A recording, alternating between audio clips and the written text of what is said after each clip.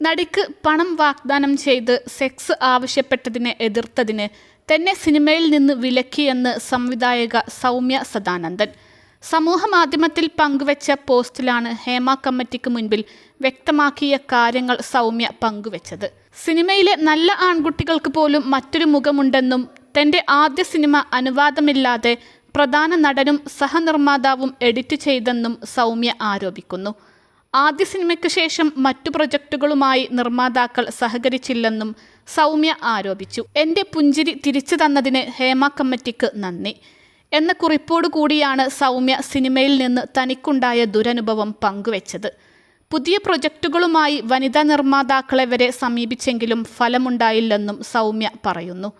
ഹേമ കമ്മിറ്റിക്ക് മുൻപിൽ ഇതെല്ലാം വെളിപ്പെടുത്തിയിട്ടുണ്ടെന്നും സൗമ്യ ഫേസ്ബുക്ക് പോസ്റ്റിൽ വ്യക്തമാക്കി.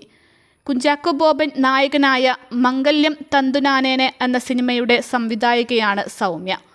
അതേസമയം ഹേമ കമ്മിറ്റി റിപ്പോർട്ടിൽ പുഴുത്തിയ 5 പേജുകൾ തരില്ലെന്നാണ് സാംസ്കാരിക വകുപ്പിൻ്റെ വിശദീകരണം. ഈ പേജുകൾ സ്വകാര്യതയിലേക്ക് വിരൽ ചൂണ്ടുന്നതാണെന്നാണ് സാംസ്കാരിക വകുപ്പ് നൽകുന്ന വിശദീകരണം. 97 മുതൽ 107 വരെ ഖണ്ഡികകളാണ് അറിയിപ്പില്ലാതെ മുക്കിയത്. വിവരാവകാശ നിയമപ്രകാരം നൽകിയ റിപ്പോർട്ടിലെ മുക്കിയ പേജുകൾ നൽകുമെന്നായിരുന്നു നേരത്തെ അറിയിച്ചത്. എന്നാൽ 49 മുതൽ 53 വരെ പേജുകൾ അവസാന നിമിഷം ഒഴിവാക്കുകയായിരുന്നു. റിപ്പോർട്ടിൽ സാംസ്കാരിക വകുപ്പ് ആകെ 129 ഖണ്ഡികകൾ വെട്ടിയിട്ടുണ്ട്. വെളിപ്പെടുത്താവുന്ന പേജുകൾ നൽകിയതായും സാംസ്കാരിക വകുപ്പ് അറിയിച്ചു. റിപ്പോർട്ടർ പ്രിൻസിപ്പൽ കറസ്പോണ്ടന്റ് ആർ റോഷിപാലിൻ്റെ അപ്പീലിലാണ് സാംസ്കാരിക വകുപ്പിൻ്റെ മറുപടി. വിവരാവകാശ കമ്മീഷണറെ നോക്കുകുത്തിയാക്കിയാണ് ഹേമ കമ്മിറ്റി റിപ്പോർട്ടിലെ ഭാഗങ്ങൾ സർക്കാർ വെട്ടിമാറ്റിയത്. ഉത്തരവിൽ പറഞ്ഞതിലും 5 പേജ് കുറച്ചാണ് റിപ്പോർട്ട് നൽകിയത്. നിർണായക വിവരം ഉൾപ്പെടുന്ന ഭാഗമാണ് വെട്ടിമാറ്റിയത്.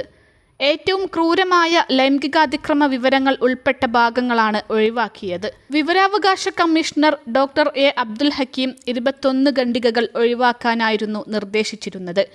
എന്നാൽ വിവരാവകാശ കമ്മീഷണർ പുറത്തുവിടരുതെന്ന് നിർദ്ദേശിച്ച ഭാഗങ്ങൾ സർക്കാർ പുറത്തുവിടുകയും ചെയ്തിട്ടുണ്ട്.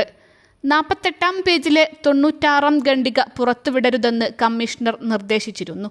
എന്നാൽ ഈ ഭാഗം പുറത്തുവിട്ട റിപ്പോർട്ടിൽ ഉൾപ്പെട്ടിട്ടുണ്ട്. ഈ പേജിൽ സ്വകാര്യതയിലേക്ക് വിരൽ ചൂണ്ടുന്ന വിവരങ്ങളില്ല.